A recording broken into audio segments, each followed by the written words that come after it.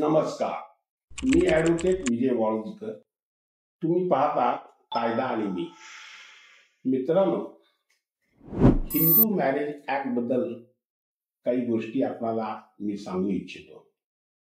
बाबासाहेब आंबेडकरी Hindu code bill आणलं त्यावेळेचा तो 1955चा तो कायदा होता, हिंदू मॅरेज ऍक्ट.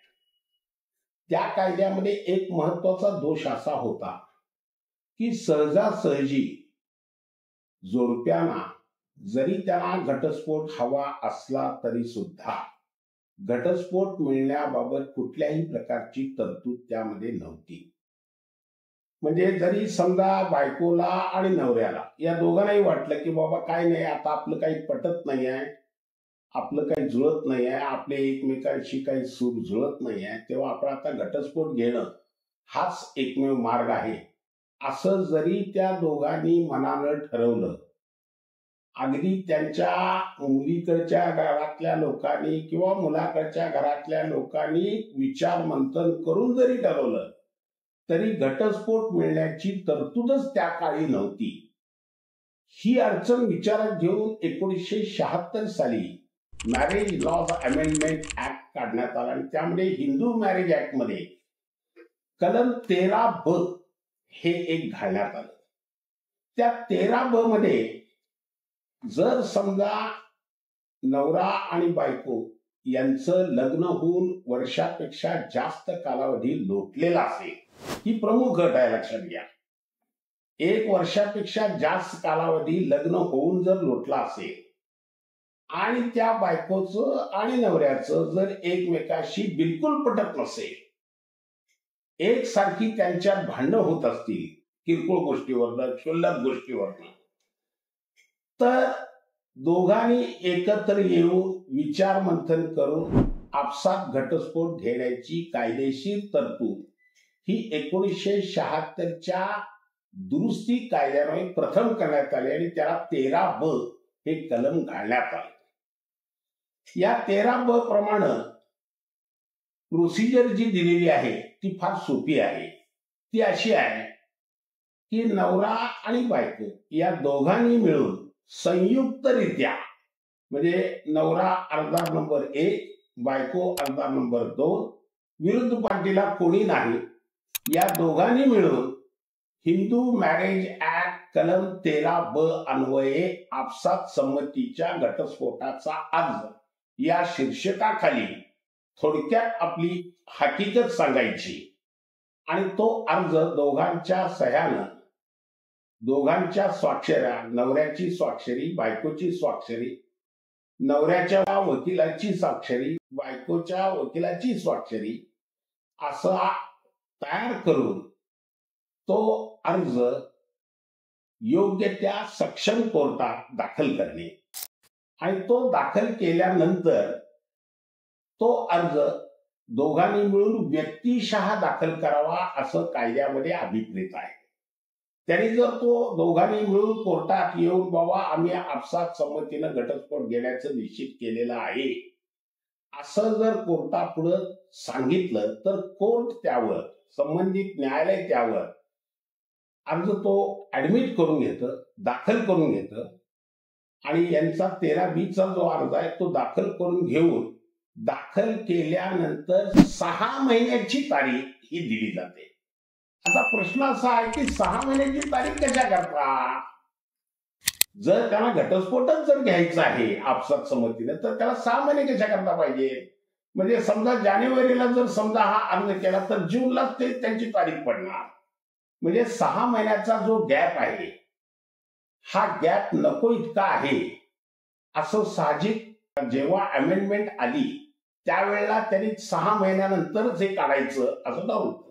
6 महिन्यानंतर काढायचं हे का केलं तर कदाचित नवरा बायकोनी रागाच्या भरात किंवा अन्य कारणामुळे, अहंकाराच्या ह्याच्यावर जर समजा असा अविचारी विचार जर त्यांनी केलेला असेल, घटस्फोटासारखा टोकाचा विचार केला असेल आणि जर समजा त्यांनी तो विचार केला लगेचच त्यावेळेला जर आपसात संमतीचा घटस्फोटाचा अर्ज जर कोर्टाने लगेचच मंजूर केला तर पुढं त्या जोडप्याला पश्चाताप वाटू नये की आपण उगीच केला, आपण आपसात जमून घ्यायला पाहिजे होतं, तर ती त्या नवरा बायकोला संधी देण्यासाठी म्हणून हा 6 महिन्याचा कालावधी ठेवलेला होता.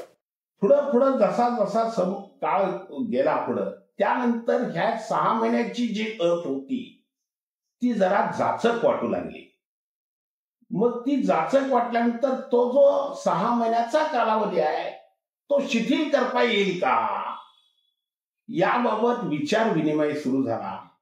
आणि साधारण 8 ते 10 वर्षापूर्वी सर्वोच्च न्यायालयाने याबाबत एका न्याय निर्णयामध्ये टिप्पणी करून 6 महिन्याचा पिरियड, 6 महिन्याचा कालावधी हा कमी केला.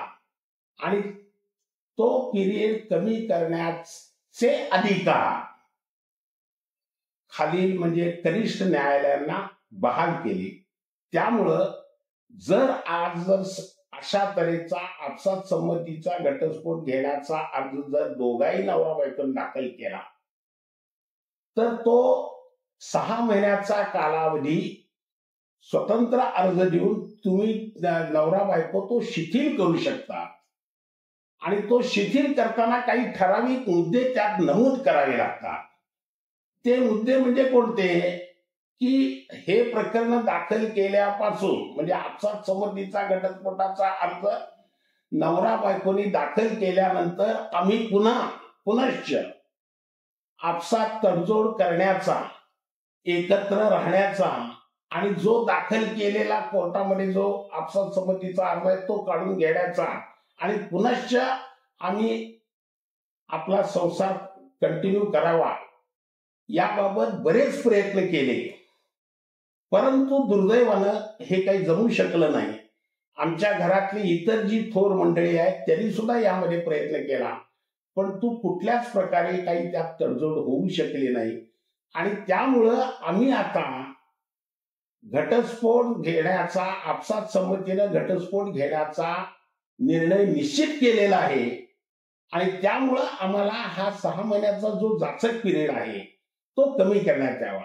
बऱ्याच वेळा असं घडतं की बायकोला एखादं चांगलं स्थळ आलेलं असतं, पण हा घटस्फोट पहिल्या लग्नाचा व्हायचा असल्यामुळं कदाचित एखादं चांगलं स्थळ तिला मिळालं असतं, पण ते हातचं जाईल ही भीती असते.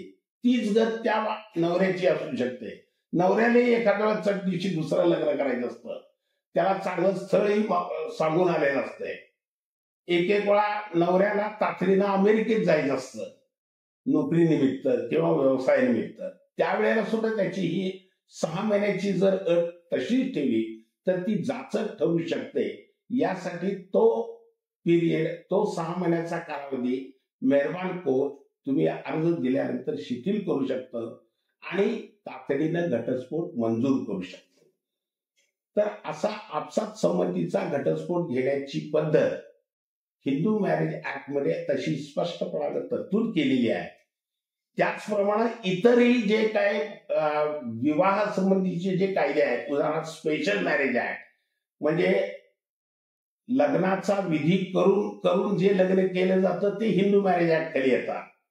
पण रजिस्टर्ड जे मॅरेजेस असतात त्याच्याकरता स्पेशल मॅरेज ऍक्ट आहे, त्याच्यामध्ये सुद्धा ही तरतूद आहे.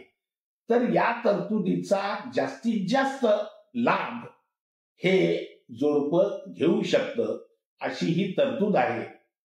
तर ही तरतूद काय आहे याचा थोडक्यात गोषवारा सांगण्यासाठी, विशद करून किंवा स्पष्टीकरण करून सांगण्यासाठी म्हणून मी हा खास व्हिडिओ तयार केलेला आहे आपल्या सर्वांसाठी.